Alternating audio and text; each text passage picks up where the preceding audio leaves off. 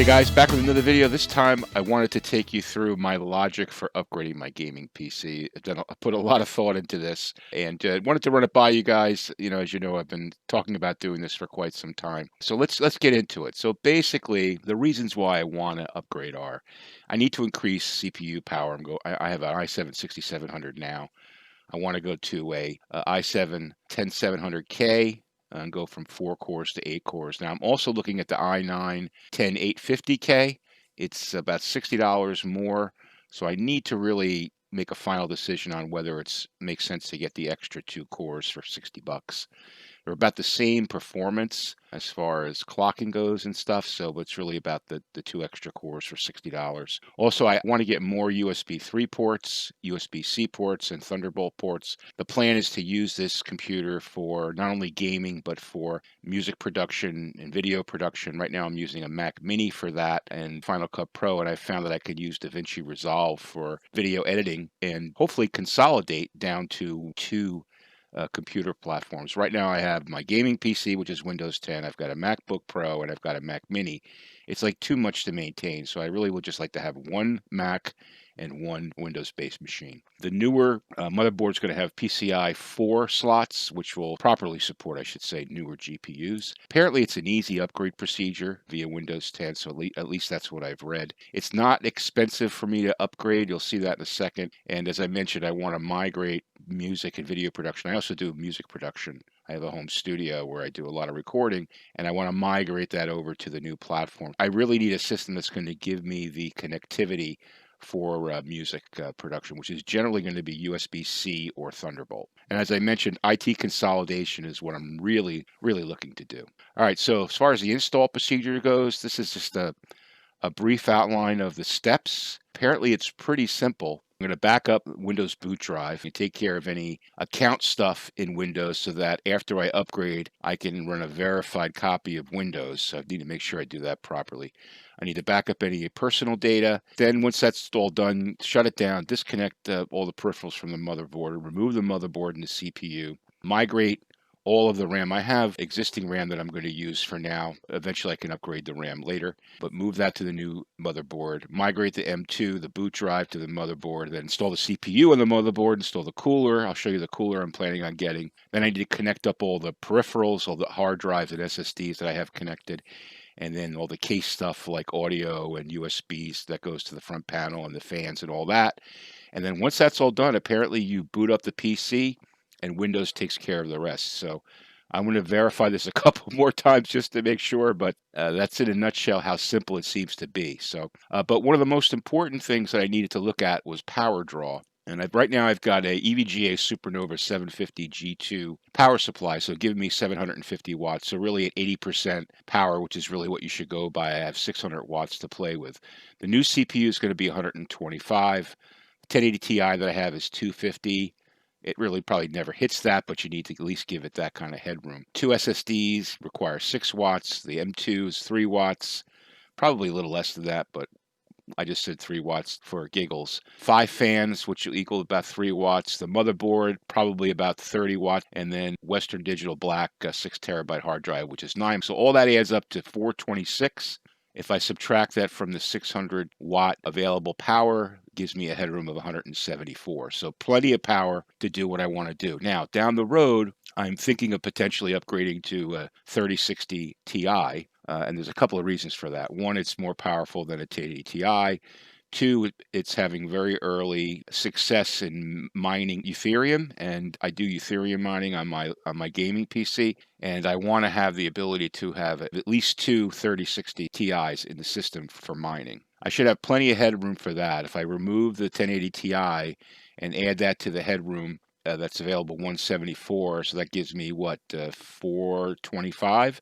So I have plenty of headroom to run 2 3060 Ti's. And that's the thought process there. And as I mentioned, I'm going to be using the 4 sticks of 8 gigabyte memory that I have already. It's DDR4, 2400 megahertz. I'm going to just use that for now, 32 gig total. This motherboard supports up to 32 gig per slot. So eventually I'll get larger sticks for it. But for now, I'm just going to cut the cost on the upgrade and use the existing memory. So let's take a look at the cost. Here's what I've got here. So here's the motherboard, $289 or $290 for the motherboard. I'm looking at the Gigabyte Z490 Vision D, and I'll explain why I'm looking at that.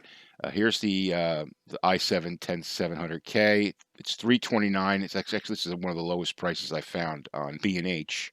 It's actually $389, I think, on or $379 on Newegg. This CPU has been about $400, so it's come down considerably in the last couple of weeks. So I figured now's a good time. And then we've got the Nachua, I guess that's how you pronounce it, the NHU125S cooler.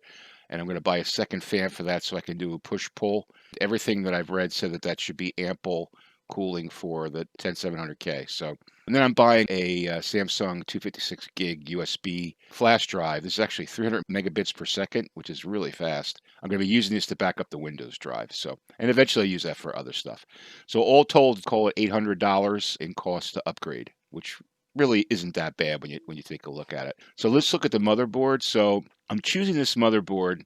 It's not really a gaming motherboard, but it's a media creation motherboard. So it gives you the Thunderbolt and USB-C ports, plus a very fast LAN connectivity that I would need for creation. So it's a good, happy medium. It's got 3 PCI 4 slots.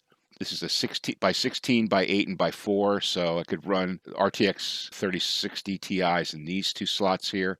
Should be fine there. And the memory that I currently have is compatible, which is fine. So, but if you look at the connectivity, if I could blow that up here, it's loaded with connectivity. You got 2 USB-C Thunderbolt ports. You got 6 USB 3.2 ports. You got a 2.5 gigabit Ethernet port. And you got a gigabit Ethernet port. You got a SPDIF out, which I would use for audio recording. Also, you've got a display port and HDMI. And also you have these antenna for the Wi-Fi because it's got Wi-Fi built in. I believe it's got Bluetooth built in as well, which is great. It's really a great board as far as connectivity goes, which is one of the reasons why I chose it. Now, one of the things I found out was that it might not be the greatest for overclocking the CPU. Again, it's sort of a compromise for me. Right, I'm going to have to compromise on that. I did read a couple of reports that said you could overclock the 10700K on this using this board, so I guess we'll leave it at that. It's not a huge concern of mine, but it's really the only one con that I see with this motherboard.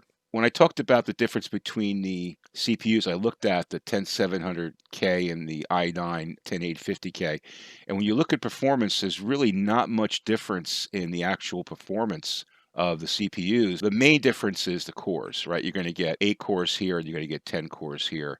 And the difference in price is $60. So let me know in the comments what you think about that. If you think it's worth the extra $60 to get those extra 2 cores, I may do that. We'll see. But in any event, that was my logic behind that. So as far as the cost factors go, you got total components of $800, maybe $860 if I go with the 850K. If I sell my old stuff on eBay, minus the Mac Mini, which is $450, it's only going to cost me $550 to upgrade, or $600 if I go for the 850K. If I sell the Mac Mini, which I should be able to do, then my net upgrade cost with consolidation is only $100, which is like a no-brainer, right? It's just basically the labor to do it. So after I looked at the cost, it really convinced me that it was time to upgrade, get my PC in a position where it's ready for the next 3 years. I mean, I've had this thing for 4 years now and have done really nothing to it. And it's time to upgrade. So planning on doing that. The only question mark for me right now is the CPU. And I could always swap that out down the road too. In any event, if you have any comments about this, I'd love to hear what you guys have to think about it. Put those in the comments and hit that like button if you like what you saw. Don't forget to subscribe to the channel as well. My plan is to get this stuff ordered, and I'm going to be documenting the upgrade as well, so you guys can check that out. I might do a live stream, but I'm definitely going to document the upgrade. All right, guys, thanks for watching and have a great day.